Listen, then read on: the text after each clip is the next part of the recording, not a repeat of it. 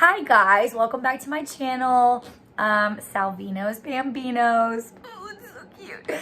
I am just back for a little update. I wanted to let you guys know of some things that have happened. Things are happening, like they're happening and they're happening fast, and I can't wait to tell you guys about it. So I wanted to do this while there's still some daylight left because natural lighting, you know. But it's gonna be daylight for like 5 more minutes. So anyways, I was going to tell you all a few things. Here are those things. One, when I filmed my video last week, I was telling you guys that I was starting the process of adoption and I didn't know about the home study situation, and I didn't realize that some of you don't know what a home study is. So which makes sense because I didn't either like 4 weeks ago. So what a home study is that whenever you start to go into the process of adoption or fostering a child or something, you have to have a home study legally. So a home study is whenever you have somebody, a licensed social worker in your state, come into your house and they do like a dossier on you, and they're gonna check your house. They're gonna check and make sure that it's like livable, that you can facilitate children, that you are a suitable parent, that you can physically take care of a child, and then they'll also tell you things you have to change in your house. So like if you need to child-proof things, or make sure your medicine is high up or whatever, stored high, close your extra like electrical sockets and stuff like that. And then I guess they ask you really hard questions too about your personal life, although mine is pretty cut and dry. Like there's not really a lot going on here. So yeah, so they are gonna ask things like that, and then they're gonna ask like parenting, like how you're gonna parent, and how you're gonna discipline and stuff like that. So yeah, so anyways, you have to have that in order to get approved for adoption. And so you have to have a agency who will agree to do that for you. Well, I was having a hard time finding an agency since I am doing an independent, well, I was planning on doing an independent adoption, which is where you kind of get all the paperwork together and you don't go through an agency, and you kind of do it on your own, and then you submit your paperwork and everything to the state or to the government, and then you go from there. Well, I'm learning that United States has actually passed a law in like 2018, I think, that you have to go through an agency whenever you're doing an independent, or whenever you're doing an international adoption. So I'm doing an international adoption. In order for me to get their visas approved, I have to be working with a licensed agency, or the United States will not issue a visa for the girls to come home. So I found that out after I had already done all this research, and I was like, and I found that out from a person. I couldn't find like that information online. So I just wasn't looking for the right thing because I didn't know that was a thing. So anyways, so I've been talking to this agency, and they're called Promise Kids a Future, and they're based in Kentucky. And she is super nice, the lady I've been talking to. We've just been emailing back and forth. And she told me that she's gonna do my home study. She approved me. So, well, she didn't approve me, but she is going to do it. Like, she was like, yeah, we'll work with you. I asked her officially on, I think it was like Friday or Saturday, I asked her officially if she would do my home study, and then she got back with me the next day and was like, yes, we will.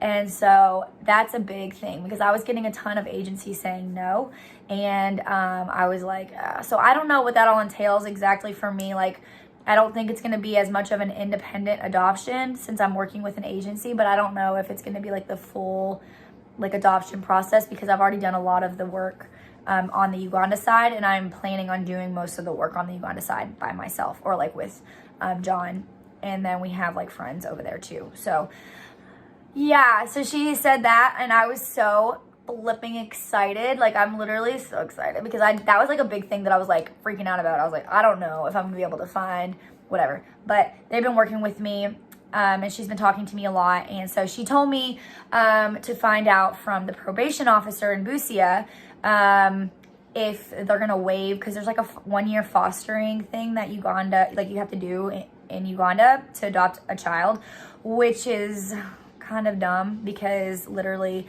there's tons of kids just like running around in the street but yet they want you to be like involved in their culture for an entire year in order to adopt from there. So like, yes, culture is extremely important, and I'm obviously planning on like keeping Uganda a big, huge part of their lives growing up, because I'm going to be going back there because I go there twice a year, and I'm going to be bringing them with me. So like, yeah, Uganda is going to be a part of who they are still, but I guess like some people, it might not be as big of a deal to them. So they like want them to get like fostered first for like an entire year, and like, who can do that, honestly? Nobody. Like, nobody can do that. So they are they're waiving that for me. I got that to John talked to the probation officer today, and he is going to waive that for me because I'm so involved with Uganda and because I have been going there for so long. So yay. That's awesome too, which I kind of always assumed that they would waive that because I read that it can be waived, and I just figured it would be because of the fact that I feel like God is telling me to do this. So I was like, yeah, I can't stay there for a year. So anyway, so yeah, very exciting news. Very, very exciting news. I am just a happy girl right now. Anyways, so yeah, that was like my big weekend news. I'm waiting to hear back from the agency still because she said to talk to the probation officer, and then we'll move forward from there. So that is the one thing that I am like, I was waiting on. And so now I just told her to let me know if there's anything I can do. And I don't think there's really anything for me to do yet, but they're going to probably get the home study scheduled, like the first one, because there's going to be like multiple, I think they can come to your house like 2 or 3 times. So they're going to come, and I think the first time is kind of like looking at your house and telling you what you need to do to get your house ready. And then the next time is like to check and make sure you've done all that and to dive into your like life. So I don't know. We'll see how that goes. I'm hoping that they can get the first one scheduled within the month. But I don't know. Like, I have no idea how fast this process could go. But it could be, like, from what I've read, it could be 1 to 3 months. And then after that, it could be, 1 to 3 months. And then you have to submit your I-600 paperwork once you've been home study approved, is what it's called. And once you submit that paperwork, that could take another 1 to 3 months, I guess. And then after that, you're cleared to like go to Uganda and get everything situated there. And so we actually have somebody, John, I talked to John, and he was like, yeah, I know the chief magistrate, which is crazy. He knows a lot of people. And he's like, I know the chief magistrate, and he's going to get a lot of the work done for us in advance before you even come. And he's going to be able to like get this stuff signed, this paperwork signed. And I was like, okay, but how much money does he want? Because like, that's always a thing you gotta like, you know, like I kind of expect like, okay, they want me to pay him to do it. And he's like, no, he's literally going to do it for free. Like he just wants to help. And I was like, favor, hello. Yes, Lord. Thank you. So yeah, very exciting news. Like very, very exciting. I am just really believing and hoping and praying that they come back with me this summer, because I'm like, I can't imagine like leaving them again, like going there, telling them, because they don't know yet. Going there, telling them, which I'm going to tell them before, but, you know, and then leaving them there. Like, no, I can't see myself doing that. So pray with me that they get to come with me in the summer. And then if for some reason it's like not moving along as fast as we're hoping, and then I do have to wait until the winter, I will do that, I guess. But I don't think that's what the Lord wants. So we will see. Yeah, so that's all I've got so far. I'm gonna probably, because right now it's actually Monday and I'm not gonna post this till Thursday, so there might be more information I add into this after this point in time, but maybe not. Maybe this is it. Maybe this is the end. It's officially Thursday. I'm about to post this video, and I was going through it and I realized that I hadn't talked about the new stuff I just found out about.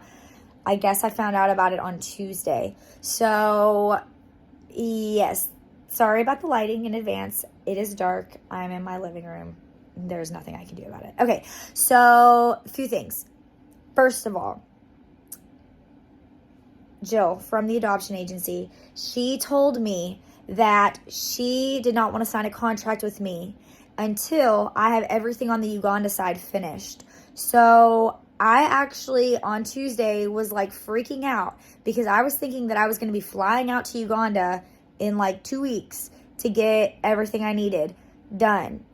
But I was talking to John and he was like, no, I'm pretty sure I can get everything going over here and you're not going to have to be here, and they are going to call you and FaceTime you and then have you sign all of the paperwork and you'll send it right back, because me and John can send paperwork back and forth to each other. That's a thing that we've been able to do together because we work together. So we send paperwork back and forth. So he's like, you're going to sign all the paperwork, send it back. You'll be on the phone with them, with me there, whatever. And so I was like, oh my gosh, okay. And so that's what we're hoping for. But yeah, she wants us to get everything done on the Uganda side because she wants to make sure that I'm going to get completely cleared over there before she goes into contract with me, because I have actually not paid a dime to her yet. She has given me so much advice and been so helpful and like literally like told me what to do and told me the steps to take and everything. And she has like agreed to work with me, but she hasn't signed a contract with me, which means I haven't had to pay them any money yet, which is like literally the nicest thing that somebody could ever do for someone. Because I'm like who does that, honestly? So yeah, it's amazing. I am very excited. And like whenever I found all this out, I was literally like, I'm going to Uganda in 2 weeks. Oh my gosh. Like I was gonna be like looking up flights in like 5 minutes. He is starting all the paperwork for that tonight. Well, tonight. He already started the paperwork, but he's like officially starting the paperwork, getting it all sent over to the High Court of Uganda. And then like there's like steps in the High Court that we'll have to go through. And then that's when I'll come in and like have to like talk to them or whatever. But the chief magistrate knows John, and so he is actually working with us to get all of that together. And I'm literally thinking it's going to be like 2 to 3 weeks before all of that is finalized. So crazy. And I made a post earlier today about needing $1,500 because I have to send over, it's like $1,200 for the court paperwork that I have to do in Uganda. And then I have to get the babies. They're not babies, but the kids, my little babies, I have to get them their birth certificates because they don't have birth certificates. So I have to get their birth certificates made, and that's not too much. That was like, I don't know, something. I don't remember. But it all ended up being about $1,500. And I made a post about it at like 1 o'clock today. And I've had like so many of you guys give. Like $900 has come in. And I'm just like completely shook. I'm shook. You guys are amazing. I'm so appreciative. It's like literally such a blessing because you guys have been so supportive of me. And like, I'm just like in awe. And like I've known from the very beginning, like I've always trusted that God is going to like provide everything I need for this. And like I just trust that the money's gonna come in, and because like adoption's expensive as heck. And like I just know that God's gonna take care of it. Like I literally don't have any doubt in my mind that it's taken care of, it's handled. And I just appreciate you guys so very much. It's been such a blessing over the past few days, and with you guys, you all have just been given, and it's awesome, and I appreciate it. And I'm doing a crap ton of fundraisers coming up here soon. So I will talk to y'all later. If you would like to subscribe, that would be awesome. Like this video if you're watching, because I think it helps like get it out to other people or whatever, and that would be really cool.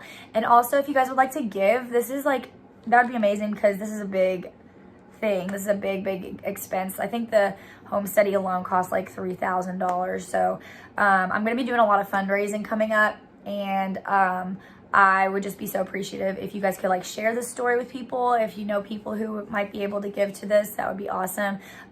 Or if you're interested in giving, that would be great too. I am very appreciative of any little amount is perfect and wonderful. Thank you guys so much. I love you guys, and I will talk to you guys soon. Bye.